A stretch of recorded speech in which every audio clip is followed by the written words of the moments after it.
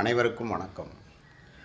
அன்பு தோழர் சங்கத்தமிழன் அவர்களுக்கும் ஆருயிர் தம்பி வக்கீல் வழக்குரைஞர் ரஜினிகாந்த் அவர்களுக்கும் என்னுடைய முதற்கண் வணக்கத்தை தெரிவித்துக் கொள்கிறேன்.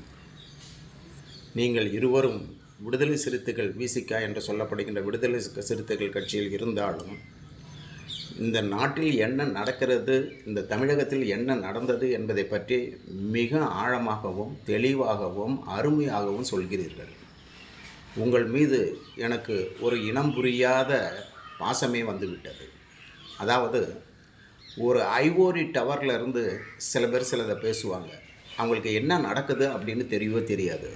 ஆனால் நீங்கள் ரெண்டு பேரும் கிரவுண்ட் ரியாலிட்டி என்ன அப்படின்றத அழகாக எடுத்து சொல்கிறீர்கள்.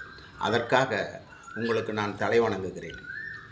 ஆட்சியில் பங்கு, அதிகாரத்தில் பங்கு என்று நாம் முழங்குகிறோம். தற்போது ஒரு அருமையான ஆப்பர்ச்சுனிட்டி நம்மளுக்கு வந்துள்ளது. ஆட்சியிலும் பங்கு கொடுக்க தயாராக இருக்கிறார்கள், அதிகாரத்திலும் பங்கு கொடுக்க தயாராக இருக்கிறார்கள். எனவே அதில் நாம் பங்கு பெறுவதில் என்ன தப்பு?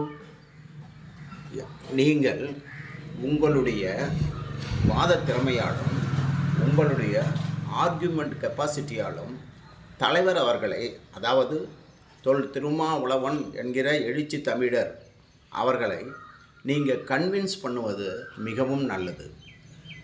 இந்த கவர்மெண்ட்டில் நமக்குன்னு ஒரு அங்கம் இருக்க வேண்டும். நாம் எதை நம் மக்களுக்கு செய்ய வேண்டும் என்று நினைக்கிறோமோ அதை நீங்கள் அதிகாரத்திற்கும் ஆட்சியில் பங்குக்கும் வந்த பிறகு அருமையாக செய்வீர்கள் என்று நான் நினைக்கிறேன்.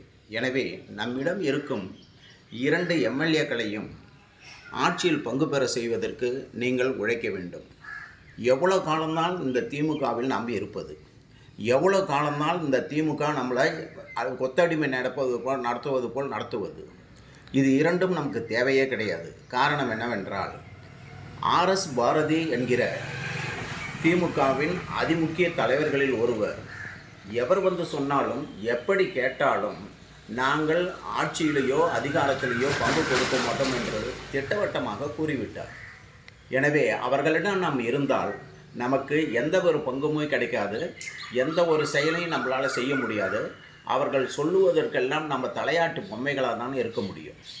எனவே இந்த தலையாட்டு பொம்மைகள் வேலையெல்லாம் நம்மிடம் இனி செல்லாது என்பதை அவர்களுக்கு எடுத்து உரைப்பதற்காக தற்போது தாம்பாளத்தில் வெத்தலை பாக்கு பழங்கள் வச்சு நம்மை அழைக்கிறார்கள். நீங்கள் வாங்க, இந்த ஆட்சியில் பங்கு பெறுங்க, உங்களுக்கு தேவையான துறைகளை கேட்டு வாங்குங்க. காமன் போக் என்று சொல்லப்படுகின்ற பொதுமக்களுக்கு நீங்கள் என்ன செய்ய விரும்பணும்னு நினைக்கிறீங்களோ அதை செய்யுங்க அப்படின்னு அவங்க சொல்கிறாங்க. அப்படி சொல்கிறதுனால நாம் இந்த ஆட்சியில் பங்கு பெறுவதில் என்ன தவறு இருக்கிறது? நமது கொள்கைக்கு முரண்பாடாக எதுவுமே இல்லையே. நம்ம கொள்கைக்கு உடன்பாடாகத்தானே அவர்கள் சொல்கிறார்கள். எனவே நீங்கள் தயவு செய்து இந்த ஆட்சியில் பங்கு பெறுவதை பரிசீலிக்க வேண்டும்படி மிக தாழ்மையோடு கேட்டுக்கொள்கிறேன். அதுவும் அல்லாமல் நாம் சமூக புரட்சியை பற்றியும் சமூக நீதியை பற்றியும் பேசுகிறோம். சத்தமில்லாமல் சமூக புரட்சியையும் சமூக நீதியையும் இந்த மண்ணில் கொண்டு வந்தவர் விஜய் அவர்கள், முதலமைச்சர் விஜய் அவர்கள் தான். காரணம் என்னவென்றால், நம் இனத்தை சேர்ந்த பல பேர் கனவு கூட கண்டிராத அந்த எம்எல்ஏ பதவியை அவர்களுக்கு வாங்கி கொடுத்துள்ளார். எனவே அவர்கள் நன்மைக்காகவாவது நாம் அந்த ஆட்சியில் பங்கு பெற வேண்டும் என்று நினைச்சு பார்த்துருப்போம். ஒரு கட்சியிலிருந்து 27 பேர் நமது எம்எல்ஏக்களாக வந்துள்ளார்கள் என்பதை நாம் நினைத்து பார்த்திருப்போமா? இது 27 என்பதை காற்று வாக்கில் சொல்லுவது. சில பேர் சொல்கிறார்கள் 70 பேர் தலித் என்று சொல்கிறார்கள். இந்த 70 பேர் தலித்கள் ஒரு கட்சியில் இருப்பது, எம்எல்ஏக்களாக இருப்பது நாம் செய்த பெரிய புண்ணியம் அல்லவா? அவர்களுக்காக நாம் அந்த கட்சியில் ஆட்சியில் பங்கு பெறணும். எனவே உங்கள் இருவரையும் நான் கெஞ்சி கேட்பது என்னவென்றால், இந்த ஆட்சியில் பங்கு பெற தலைவர் திருமாவளவன் அவர்களை நீங்கள் தயவுசெய்து கன்வின்ஸ் செஞ்சு மற்றவர்கள் சொல்வதை கேட்காமல் அவரை பங்கு பெற செய்ய நீங்கள் தூண்ட வேண்டும். அப்படி செய்தீர்களேயானால் நம் இனத்திற்கு நாம் செய்யக்கூடிய ஒரு மாபெரும் தொண்டாகும்.